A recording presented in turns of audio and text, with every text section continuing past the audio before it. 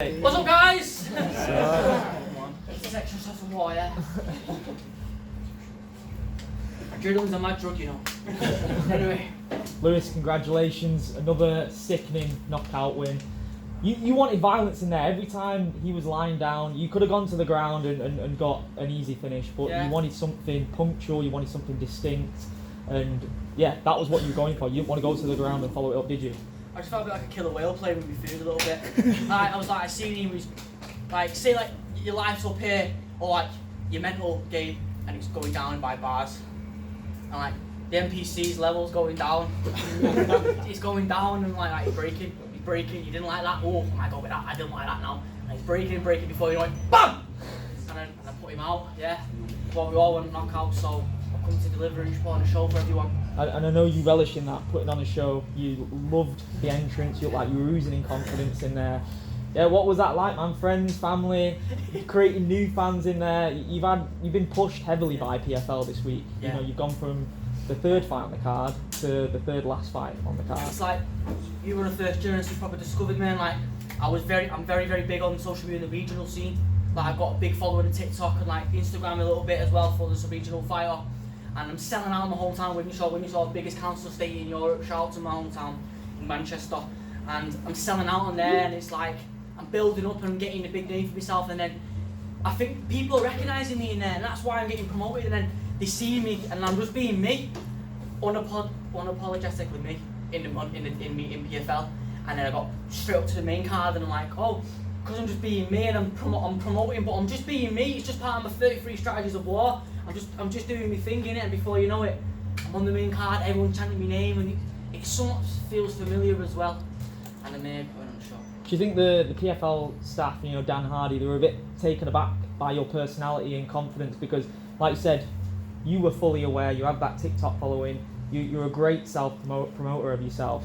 You love the spotlight, but with those conversations with Dan, the change from being at the bottom of the card to at the top. Yeah. Were you surprised by that at all? No, in a way. I don't know, because I feel like in a way they're going to know me soon. They're going to know who Lewis McGrillen is, and I finally got the opportunity. Dan Hardy, like a legend in UK MMA. I remember watching him like in his day, like fighting all the best guys, and he fought one of the GOATs, and he was like one of the pioneers of UK MMA, and I grew up watching him, and he's seen my potential and that. And I met Dan Hardy when I was 15 years old, and he actually don't even remember me.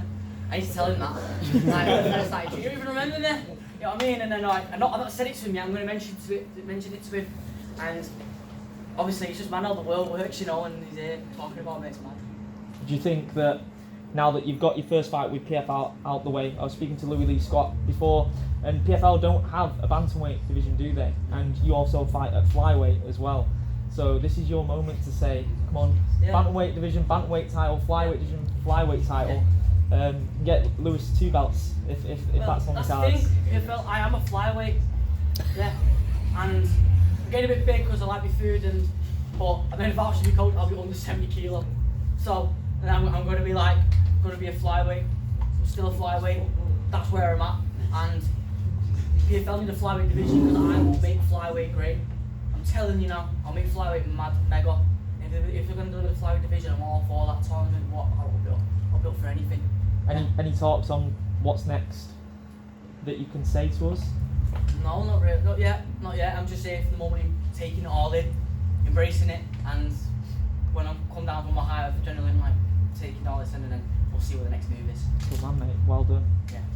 Lewis, when your skills are so high level and when your finishes are so perfect and your fights are so perfect, how do you look for things to improve on, and like how do you find those elements?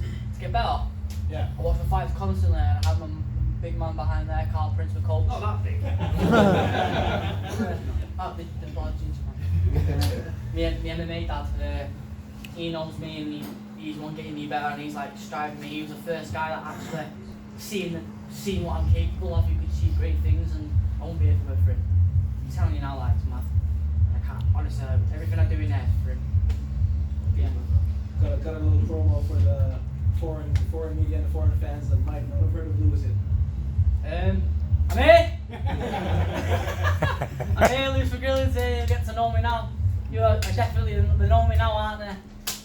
I want to see my face a little bit more, not in a non-narcissistic way, but yeah. Insert a clip right here. Knockout. Yeah. Yeah. Talk to us about leading up to the fight, because I could see his body language from the promo even into the ring. What was you thinking when you saw how he just didn't seem like he prepared for you? It's having fun, but it's part of me 33 strategies of war. It worked, I guess. I see he didn't want to be in there in the end.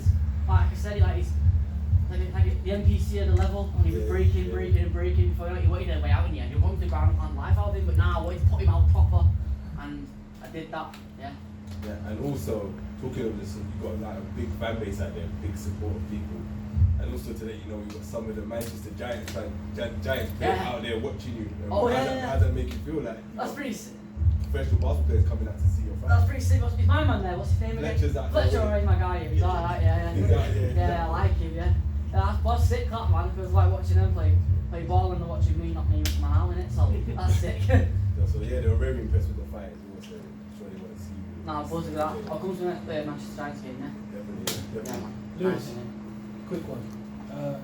Being still relatively young and trying to get the biggest fights and the best fights quite soon, do you want your rise to continue the way it's going, or do you want to try and keep it balanced and look for the right fights at the right time?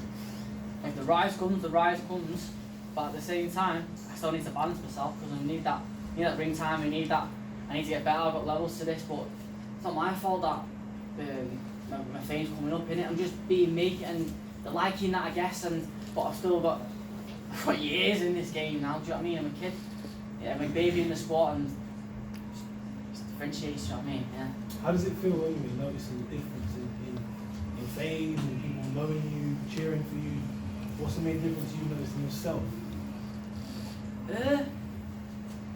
Well, just believe in myself more. Like say, coach says as well. Yeah, if you know you're good at one thing, like that thing, own it. And I'm owning it. I know I can put people out. I know that I'm not just good with my hands, you know. Like if you watch my amateur career, I was choking man, I was strangling people, I was doing this and that. I'm a well-rounded fighter. I've got great coaches at Manchester top team who, like, I've got great grappling coaches, Rav, and I've just got sick coaches. You know what I mean? Like I'm just gonna get better. So what comes from there, yeah. What can we expect next? I don't know. I'm just taking it all in right now, innit? Like I don't know who knows me. Yeah. This last one here, you become an influencer. What would you say to the younger individual who lacks confidence in themselves and wants to become an MMA fighter as yourself? You just got to go out your comfort zone.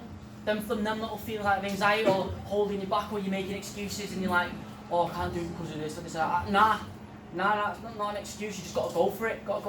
Like I had times where I had nowhere to live at one point because my parents didn't believe in what I was doing when I was younger. Not a real job. I'm gonna be a cage fighter. Get a real job. Do this and that. Nah, I know what I want to be, and I proved it now. And now they're in the crowd supporting me. But at the same time, like, told you so. But like, you just got to believe in yourself. At the end of the day, like, genuinely, like, ignore anyone else. Even in moments where in the gym where you've been tapped out a million times, you're getting banged out in sparring, and you think, oh, I'm not good enough. Yeah, that's the whole point. It's part of the game, man. It's the hardest sport in the world. End of the day, and you just got to keep going, and you just got to keep going with the flow and going through the motions. I've had the maddest highs and the lowest of lows. I remember taking my L's when I was an amateur, and even in the gym and at life as well, and I'm still here. And it's all from hard work, and I'm out there doing this, and it's crazy. Beautiful, thank you. Lewis, congratulations. Fantastic words there. Can you look down the lens and give some words to future competitors and your vision? 125ers, but them ones are. Or anyone. I'm ready for anyone. If anyone really wants to sport, let's hear it, innit? But I know there's a few 135ers who are going to ask him for it, aren't they now? And the 125ers, they're all scared of the regional UKC. I've proved that, trust me. I swear to God, like, the time they got pulled out, and then some people got, oh, I thought these set telling me this and that, because everyone's ducking me. And then I had to get some mad guy with a mad record to come in and have a fight with me on set notice of 2 weeks. But I'll fight any man, any place in it, and I'm proving that. So if anyone wants it, I'm here. Or just be ready. I'm always ready. Lewis, I think you're a megastar already. Like, if you just see everyone chanting your name out there, repping Manchester, 0161 by the way. That's what I thought. It seems like you're in Manchester at the moment in time. This press room is full, but I don't think it's been full like this all day. How do your coach and your teammates keep you grounded with all the hype? I suppose like I humble myself though, you know, like when I feel like it's getting a bit too bad, like chill out now, calm down from here, like yeah, just fun this and that. I always do that, I have to humble myself, and like my coach is so honest with me, like yo, stop slacking, you're gonna get exposed, you need to do this and that. Do you want to get exposed at the big stage?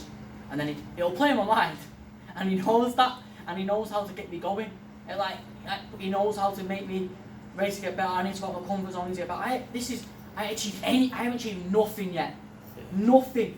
Like I'm just the beginning. It's still the beginning, and I still need to get better. I'll back in Manchester top team soon, training again. Get your better onto the next. Keep doing it again. Because once, like McGregor once said in it, like people once they got a win, they slack off a win. Like that, when they win, they lose because once they win, they're comfy now. Oh, I'll just sit down and chilling it. I'm not going to get better. I'll just do this and that. Or once in the UFC, they're comfy now. They're there. Nah. You need to keep going because some man out there are going to kill you.